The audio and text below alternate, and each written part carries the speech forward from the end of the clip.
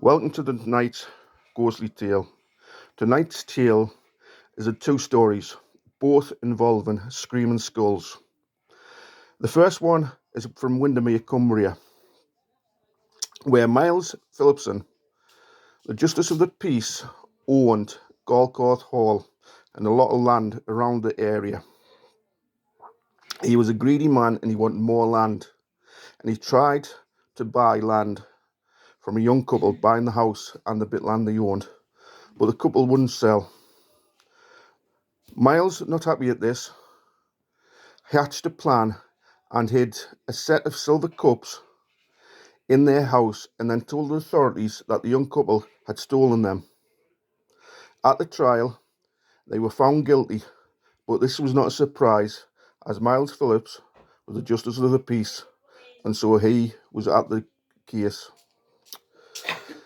They were sentenced to death, and when they were at the scaffold, the young woman put a curse on the Phillipson family, saying, "Harks to thee, Miles Phillipson, that teeny lump of land is dearest land a Phillipson is ever going to buy.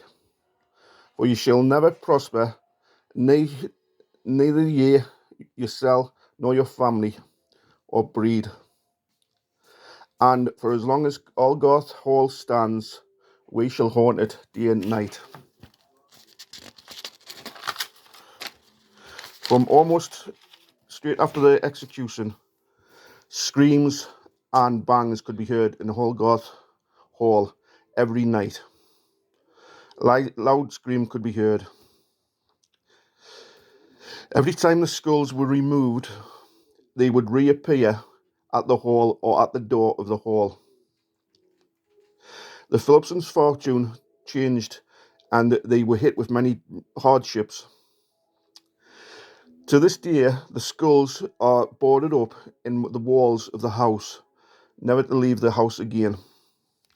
The second story of Screaming Skulls is from Burton Agnes Hall. The hall was built by Sir Henry Griffiths for him and his daughter, and him and his three daughters. The youngest daughter, Catherine, or Anne, as the family and friends called her, loved it, and from day one of construction, she would say how beautiful the house was, and it was the greatest house ever built in Britain. She looked forward to the day she would wander the rooms, getting lost in the home she loved. Sadly, before it was finished, she had taken a trip to go to St. Quintin's, a small town just a mile away.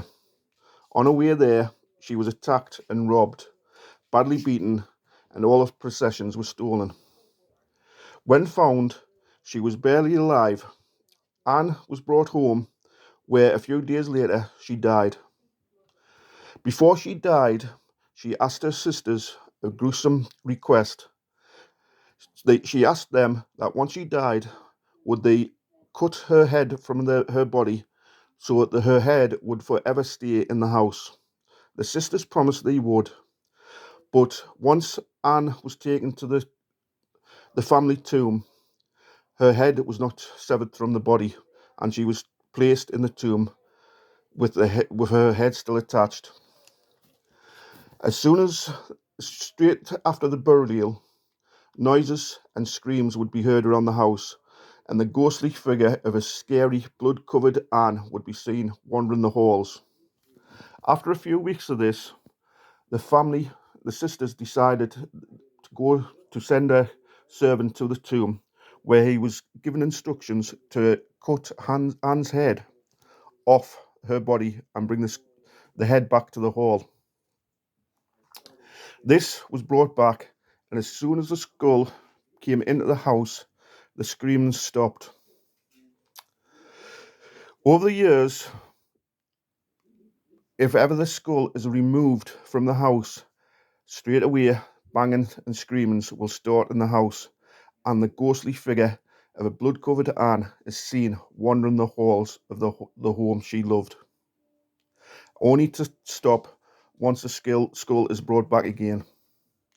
Now, today, the skull is hidden in a part of the house out of the way so it can never be removed again. So if you were ever doing any renovations in your house and you happen to come along a skull, maybe it is good advice just to leave it where it is, because you may be taking away the skull from a house what they may have loved.